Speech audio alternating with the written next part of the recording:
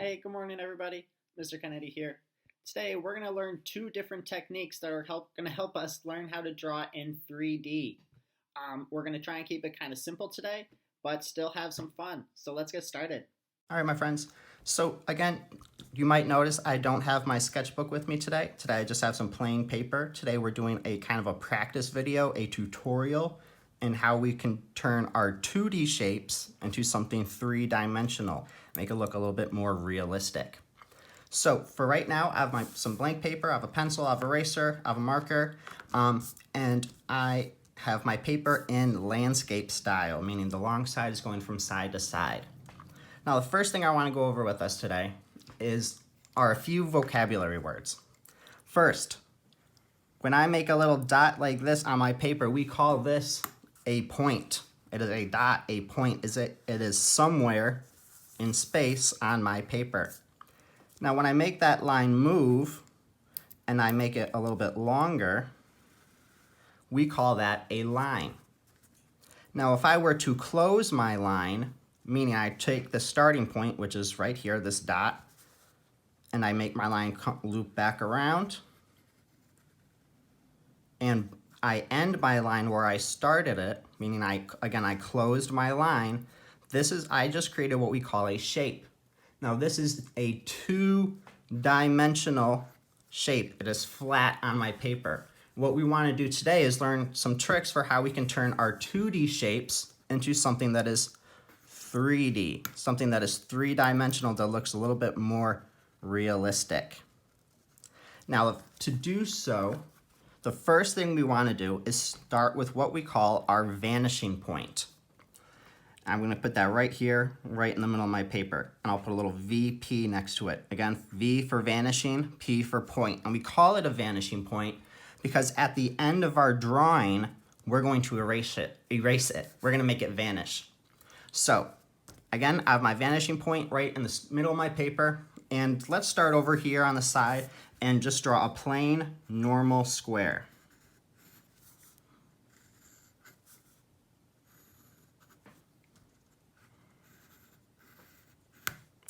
Keep breaking my pencil.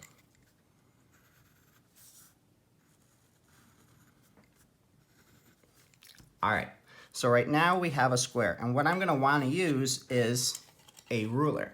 Now, if you don't have a ruler at home, that's okay. There's a lot of other things you can use instead. For example, I could use a piece of paper that I've folded to get a nice solid crease here. I could use that as a ruler. I could use the side of one of my folders. Again, anything with a nice, flat, straight edge that I can use to trace.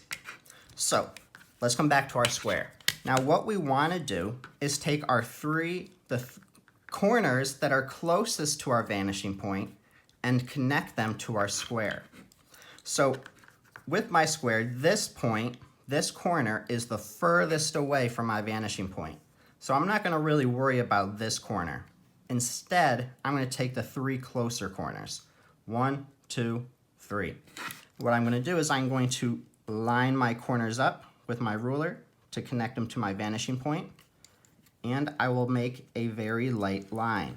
Now I'm making this line light because some of this line we are going to erase.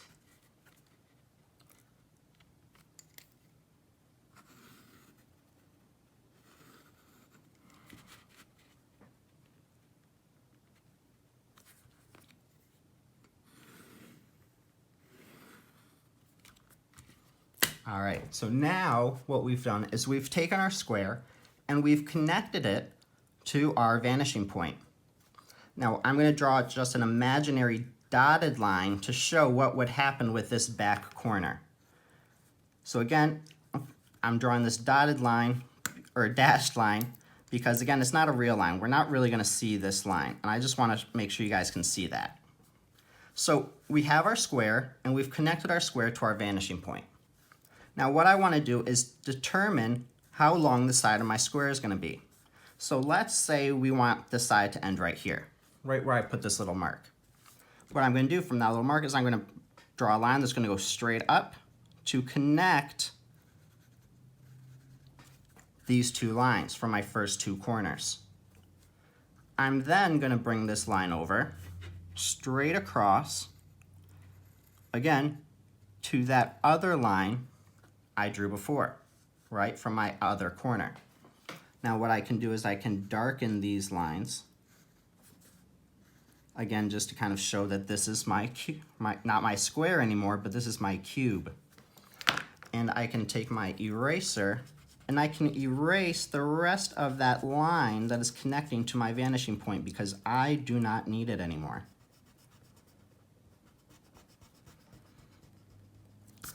Now with my dashed line, you might see that it kind of goes behind my square or my cube.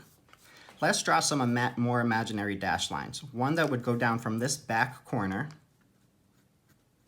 to this point, and there would be another one, oops,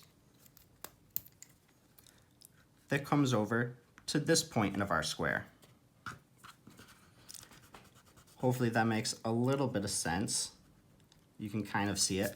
Now, again, this side of our square, that we would not see them because our cube, unless it's made of glass, would be solid.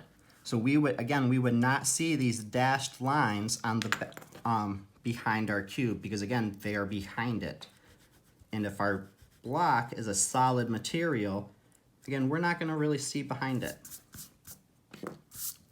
So, and like that, we've turned our 2D square into a 3D cube. Now, what we can do is we can add a little bit of value to make it look a little bit more realistic. Now, value refers to how light or how dark something appears in a picture. So by using our pencil, we're going to add some shadows, some darker colors to our cube, again, to make it look a little bit more 3D. Now, to do that, to apply my shading, I'm going to be using what we call hatch lines. Now, hatch lines are lines that all go in the same exact direction. The more we put on a piece of paper and the closer we put them together, the more it will look like a shadow in our picture. So what I'm going to do is I'm going to start putting some hatch lines on my cube, again, to make it look a little bit more 3D. Now, when applying value and adding shadows to our 3D shapes, or our 3D forms, excuse me, I want to imagine a light source, somewhere where the light is shining on my block, on my form. So when I do that, I like to imagine my vanishing point is that light source. So I'm going to pretend that this is kind of a little sun. And it's shining light down on everything around it, including this cube. Now that light travels in this direction.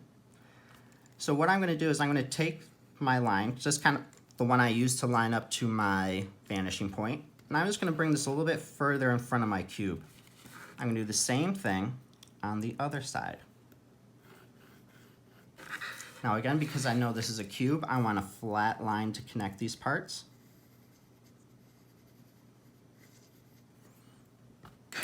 And just like that, I now have an area on my paper that I can use to put a little shadow from my block. Again, to make it look a little bit more three-dimensional. Now, again, to start with my hatch lines, I'm going to start on my sides, not this part of my block, where I first drew my square, because that's the part that's furthest away from the light. That's going to be the darkest side. These two, they're kind of closer to the light, will be a little bit lighter. But I am going to put some value on there. So I'm just going to, again, start with my hatch lines, all going in the same direction, very lightly putting them all next to each other, all going, again, in the same direction. Again, I'm going to do that to the top of my cube as well. Again, this is just adding a little bit of value to it, making my cube look a little bit more realistic, especially once we put in our darker shadows. Now, if it's coming out too dark, you might be pressing down too hard with your pencil. If you're not getting enough value, enough color out of your pencil, you might be pressing too lightly. It takes a lot of practice to be good, to get kind of good, talented with hatch lines. Again, that's why we're practicing today. So now, again, I want to put hatch lines on this front block face of my cube as well. So again, I'll start with my hatch lines, again, all going same direction, putting them right next to each other, making it look like this side of my block is shaded in or colored in.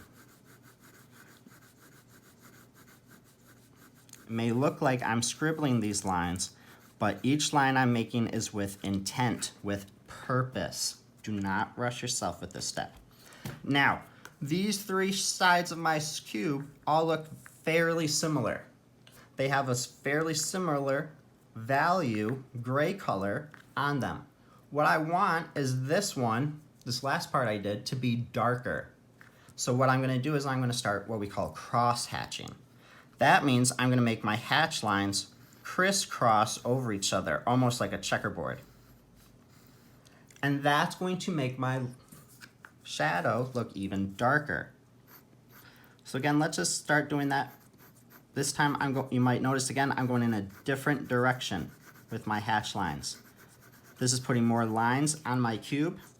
It's putting them closer together. And doing that is making this side of my cube appear darker.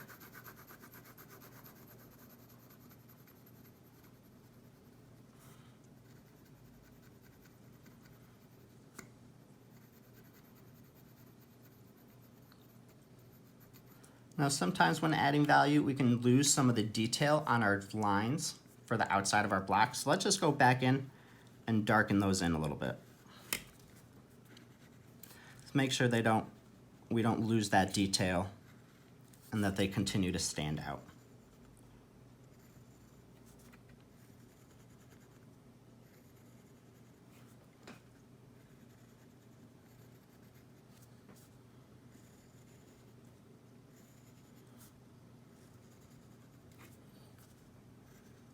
Oops.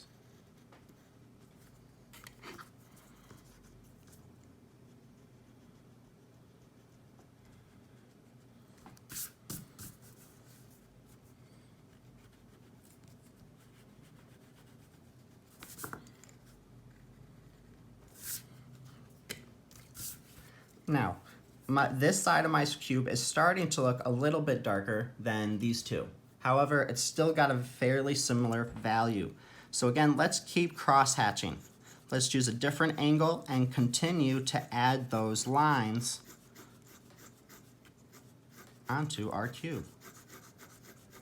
Now again, I'm going in a third direction now, and again, you might notice that this is making my cube appear even darker, or at least this side of the face is.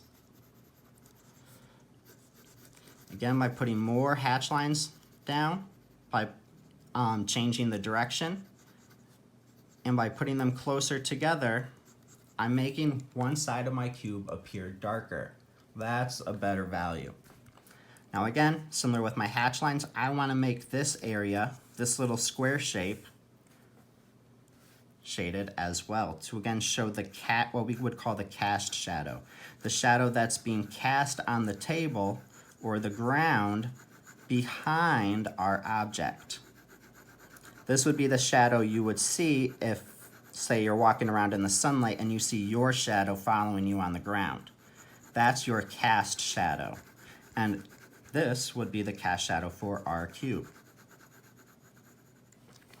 And just like that, we've turned a 2D square, we've made it three-dimensional, turning it into a cube, and we've added some shadows to it to make it, again, look just a little bit more realistic.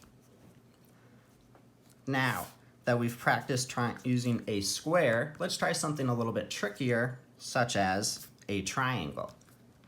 I'm going to do my triangle over on this side now. So again, I'm just going to start with that basic 2D shape.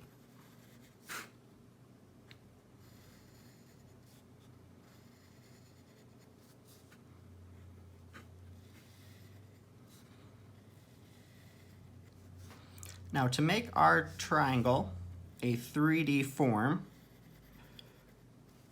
again, we're going to want to take our corners and connect them to our vanishing point. But just like our square, we're not going to take the furthest corner.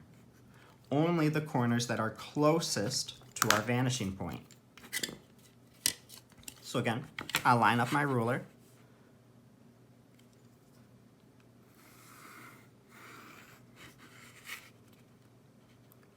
Taking those two closest corners and connecting them to my vanishing point. You also might notice I made this line go out a little bit further. That I'm going to be using later for the shadow. Now, a 3D triangle, we often call them a pyramid. Now, pyramids don't have necessarily this flat space, this flat side on top. Instead, they just have one single point. So I'm not going to take a side of this line here. Instead, I'm going to start from this point up here, up top. I'm just going to bring that point down so that it lines up with this line I connected on the bottom. Now I can darken those edges in. And just like that, I've created a pyramid. Very simple. Possibly easier than our square because we're connecting we have less corners to connect this time. However, our shadow is going to be a little bit different. Now again, our shadow for our square has these flat sides because our square goes straight up. Our triangle has lines that go up at an angle. So the angle of our shadow is going to be different. It's not going to line up with this line straight here. Instead, it's going to come in. I'm going to do the same thing on this side as well. I'm just going to bring my points over so that they start to connect. At least they would if they didn't go off the paper. And that is what I will use for the area of my pyramid shadow. And again, similar with my hatch lines over here, I can apply the same thing to this triangle.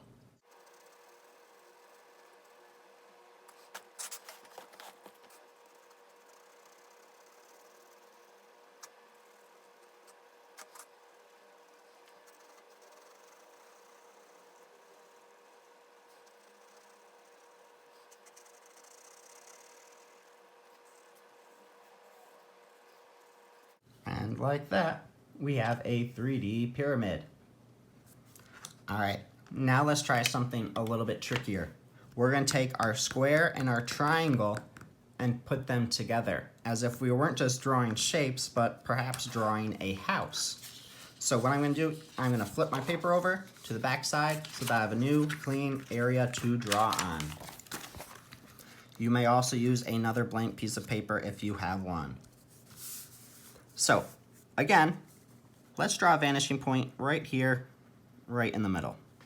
Let's pick a side. I'm going to start over here on the left. And again, I'm just going to start with my plain square.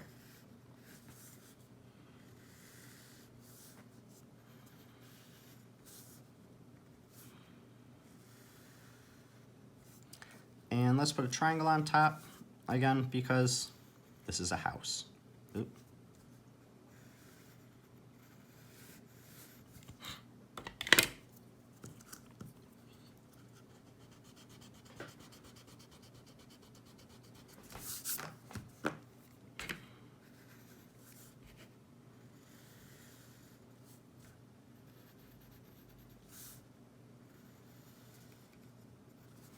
All right. So, right now, we have a house. Or at least a house shape. What we want to do is, again, use some of the same rules we used before for turning our shape into something 3D. So again, first thing I want to do is take my closest corners and connect them to my vanishing point.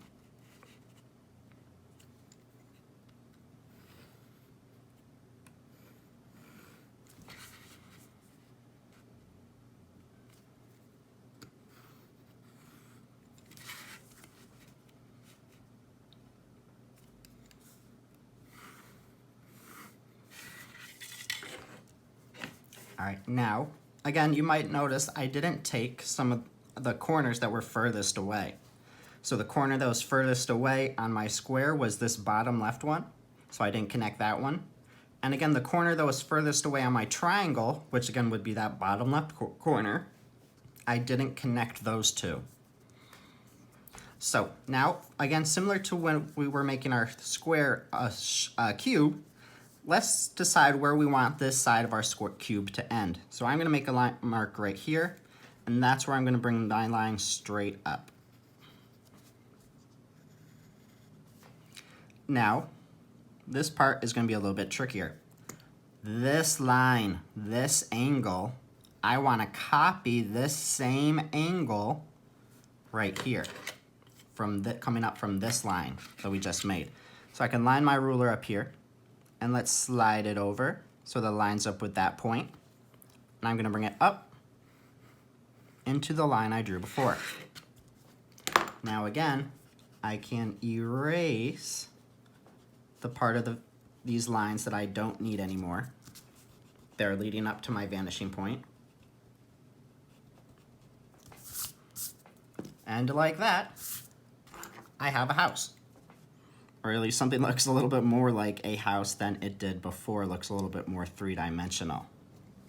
Now, if I wanted to, I could start going in and adding some details. Again, transforming what was a house shape into an actual picture of a house. I hope you guys had fun today learning a little bit more about what a vanishing point is and what hatch lines are and how we can use them in a drawing to make our drawings look a little bit more three-dimensional, a little bit more realistic. I hope you guys keep drawing, you stay safe, and I'll see you next time.